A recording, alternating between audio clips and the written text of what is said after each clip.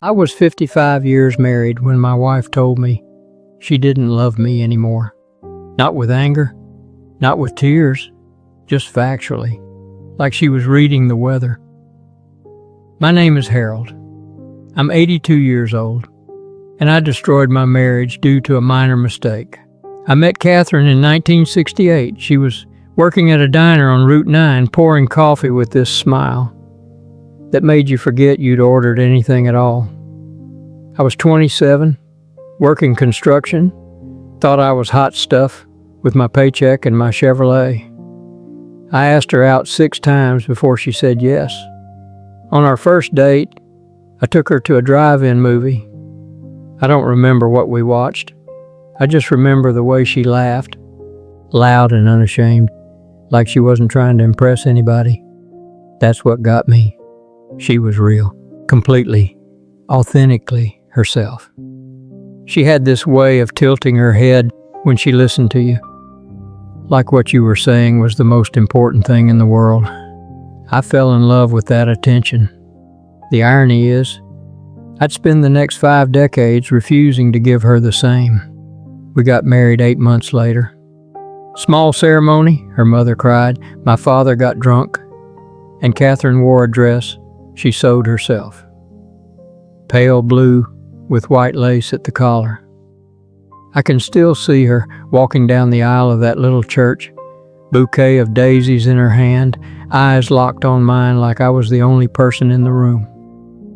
We moved into a little rental house with brown carpet and a kitchen so small you couldn't open the oven and the refrigerator at the same time. We didn't care. We had each other. That sounds like something from a greeting card, but it's true. We'd sit at that tiny table every morning, drinking coffee, talking about nothing and everything. She'd tell me about her dreams, how she wanted to see the ocean, maybe learn to paint, travel to places she'd only read about in books. I'd tell her about the guys at work, the buildings we were putting up, the future I was planning for us. We'd laugh. God, we laughed a lot back then. Her laugh was this bright, bubbling thing that filled up whatever room she was in. Then life happened. I got promoted to foreman. We bought a house, a real house with a yard and 3 bedrooms. Had 2 kids, Jennifer and Michael. The years started moving faster. Diapers and school plays and car payments and overtime shifts. Catherine stayed home with the kids while I worked 50, 60 hours a week. I thought I was doing the right thing. Providing, being a man, being responsible. I'd come home tired, muscles aching, covered in dust and sweat, kiss her on the cheek, ask how her day was. She'd tell me and I'd nod, half listening, already thinking about sitting down, getting off my feet, having a beer and some peace and quiet. That's when the habit started. It wasn't intentional. It wasn't meant to hurt anyone. After dinner, after the dishes were done and the kids were in bed, I'd sit in my chair in the living room and read the newspaper. Every single night, front to back. Sports, business, classifieds, comics, everything. It was my way of unwinding, my little ritual, something that was mine. Catherine would sit on the couch, maybe 10 feet away, sometimes knitting, sometimes reading her own book, sometimes just sitting. She'd try to talk to me, tell me something funny Jennifer said at breakfast, or mention that the washing machine was making a weird noise again, or ask what I thought about taking a trip somewhere next summer, maybe to the coast, like she'd always wanted. I'd answer, I did, but I didn't look up. I'd mumble something from behind the paper, give her a yeah or a that's nice or a we'll see honey, and keep reading. I told myself I was listening. I told myself I was engaged, but I wasn't. I was hiding. She stopped trying after a while. I didn't notice when. That's the thing about slow damage. You don't see it happening. It's not dramatic. There's no explosion, no moment where everything falls apart. It's erosion. A little bit every day. So gradual that by the time you notice, the foundation is already gone. The house stayed the same. We still had dinner together every night. Still slept in the same bed. still went to church on Sundays and visited her mother on holidays and had the neighbors over for barbecues in the summer. Everything looked fine from the outside, but something was dying between us, so quietly that neither of us heard it go. Or maybe I didn't want to hear it. Maybe I convinced myself that silence was the same as peace. The kids grew up. Jennifer went to college in Ohio studying to be a teacher. Michael joined the Navy, sent us letters from places I couldn't pronounce. The house got quieter. You'd think that would have brought us closer, having the place to ourselves again after all those years of chaos and noise. But it didn't. I kept working. Catherine started volunteering at the library, joined a book club, took up gardening. We'd have whole evenings where we barely spoke 10 words to each other. I'd sit with my paper. She'd sit with a book. Sometimes I'd look over at her and feel this strange distance, like she was a stranger I happened to live with. Someone familiar but unknown. But I'd shake it off, tell myself we were just in a rut. That's what happens after decades of marriage, right? The spark fades. You settle into comfort. That's what I told myself. That's what I needed to believe. I retired at 67. Suddenly I was home all day, every day. I thought it would bring us closer. Thought we'd finally have time to do all those things we never got around to. Travel, maybe? Visit the grandkids more. Fix up the house. Spend time together. But it didn't work that way. I'd sit in my chair, reading, watching TV, doing crossword puzzles, puttering around in the garage. Catherine would be in the other room, on the phone with friends, working in the garden, going to her book club meetings, taking long walks by herself. We were two people living separate lives under the same roof, ships passing, polite, distant. I didn't understand why. I hadn't cheated, hadn't lied, hadn't screamed or thrown things, or done any of the big terrible things that break marriages. I'd been faithful, steady, reliable. I thought that was enough. I thought showing up was the same as being present. On our 55th anniversary, I took her to the same restaurant where I'd proposed all those years ago. It was still there, remodeled but recognizable. I made a reservation, bought her flowers, ordered a nice bottle of wine, told her she still looked beautiful. She did. Silver hair, lines around her eyes, but still her. Still Catherine. She smiled, but it didn't reach her eyes. We ate in near silence. I tried to think of things to say, but everything felt forced, hollow, like we were strangers on a first date, searching for common ground. When we got home, she didn't go upstairs. She sat me down at the kitchen table. Her hands were folded in front of her, calm, steady, like she'd been rehearsing this for months, maybe years. She said she didn't love me anymore. Not the way a wife should love a husband. Said she'd tried for years to make it work, but she felt invisible, like a ghost in her own home.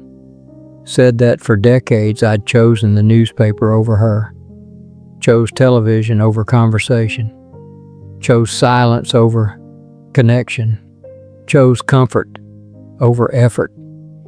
She said she'd told me 1,000 times how lonely she was in 100 different ways, and I'd nodded without hearing, without really hearing. She said she used to sit on that couch every night, hoping I'd put the paper down and just look at her, really look at her, ask her how she felt, notice that she was struggling, scared, hurting, hoping someone would see her. But I never did. And somewhere along the way, she stopped hoping, stopped expecting, stopped feeling. I tried to argue, told her that wasn't fair. I'd worked hard, provided for the family, been there every single day for 55 years, never left, never betrayed her, never raised my hand, never did any of the things that destroy marriages. But she just looked at me with this sad, tired expression and said, "You were there, Harold, but you were never present." And then she said something that broke me. She said, "I spent 50 years trying to be enough for you to put the paper down, and I never was." That hit me like a punch I didn't see coming. Because she was right. I'd been physically present for 55 years, but I'd been emotionally absent for most of them. I'd hidden behind routine, behind that stupid newspaper, behind work and tiredness and 100 other excuses. I'd treated her like part of the furniture, dependable, expected, always there. Not someone who needed to be seen, to be heard, to be chosen every single day. I'd taken her for granted in the most fundamental way. I'd assumed that because I'd married her, because I'd stayed, because I'd provided, that was enough. That love was something you earned once and kept forever without maintenance, without effort, without attention. She didn't ask for a divorce, didn't pack her bags. She just said she needed space, needed to figure out who she was outside of being invisible. She moved into the guest bedroom. We've been living like that for 2 years now. Roommates, polite strangers sharing a house. Sometimes I see her in the kitchen in the morning, pouring her coffee, and I want to say something. Apologize. Beg her to give me another chance. Tell her I understand now. That I see it. That I was blind and stupid and selfish.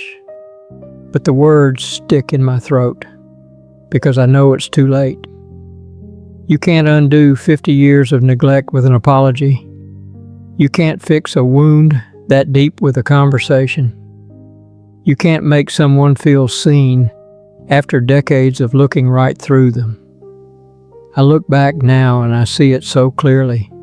All those nights I could have put the paper down, could have asked her about her day and actually listened, could have held her hand on the couch, could have noticed when she stopped laughing as much, stopped talking as much, stopped trying, could have seen the loneliness growing in her eyes. But I didn't. I was too comfortable, too complacent, too convinced that marriage was something you achieved, not something you nurtured. I remember one night in particular. Must have been 30 years ago. Catherine came into the living room wearing a new dress, blue, her favorite color. She'd driven to the mall that day, spent money we didn't really have, and she came in and stood there waiting for me to notice, to say something, anything. I glanced up, said, "Looks nice," and went back to reading about a baseball game I didn't even care about. She stood there for a moment longer, and then she left. Didn't say a word.